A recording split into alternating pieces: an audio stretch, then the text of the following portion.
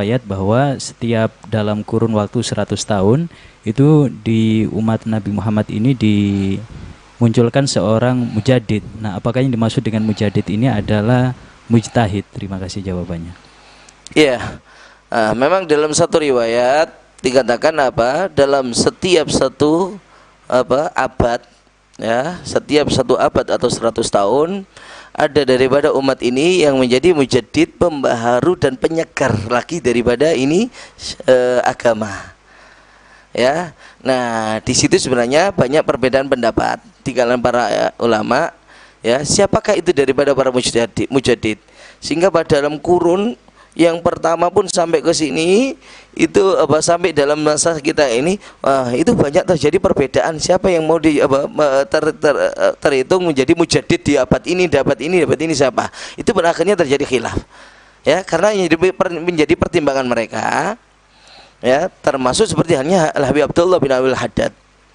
Itu banyak daripada para ulama menyatakan beliau adalah mujaddid yang ada di abad ke-11, ya, karena beliau di tahun 1000 lebih, abad ke-11. Nah, di situ sebenarnya Pak, yang menjadi pertimbangan para ulama, ini mujaddid ini siapa? Yang menjadi pembaharu, ya, pembaharu di sini di mana apa?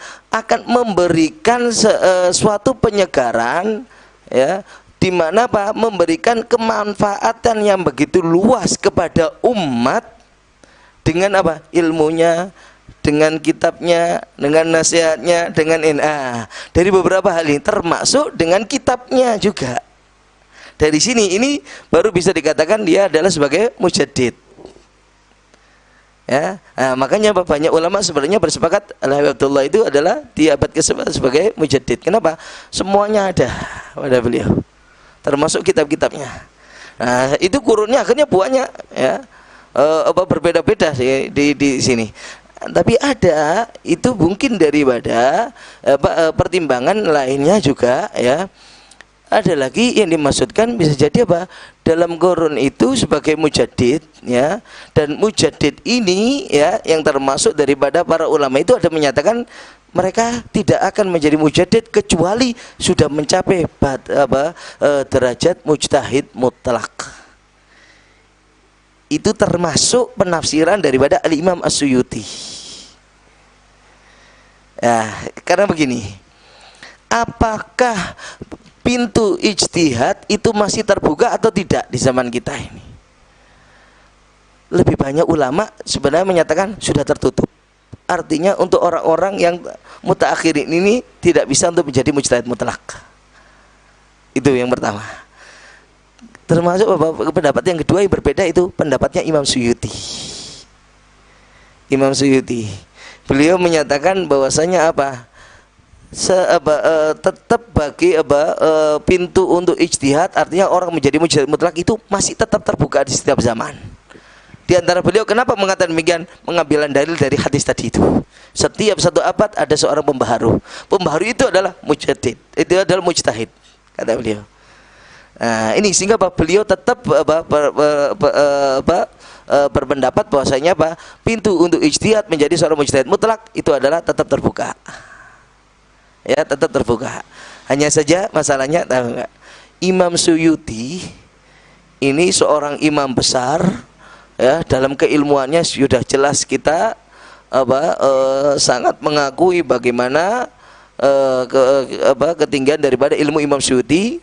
Beliau, ya, memiliki karangan hampir di seluruh fan ilmu fikih, di seluruh fan ilmu ada karangannya.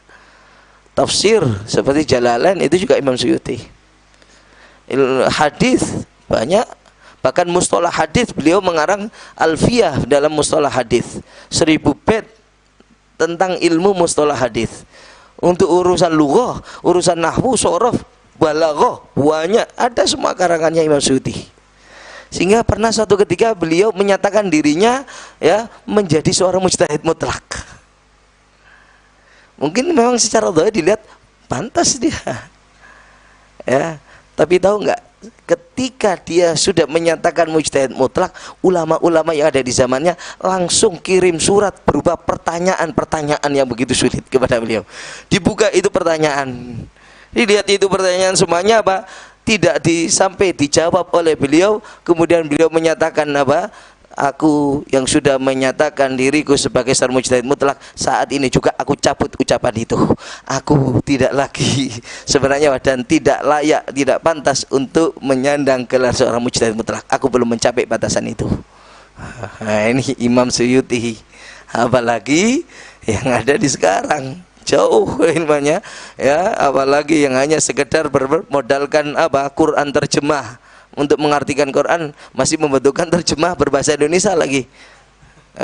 Lantas kemudian beristimbat sendiri dari Al-Quran. Wah, ini sungguh jauh daripada apa kebenaran, malah yang ada menyesatkan kepada umat.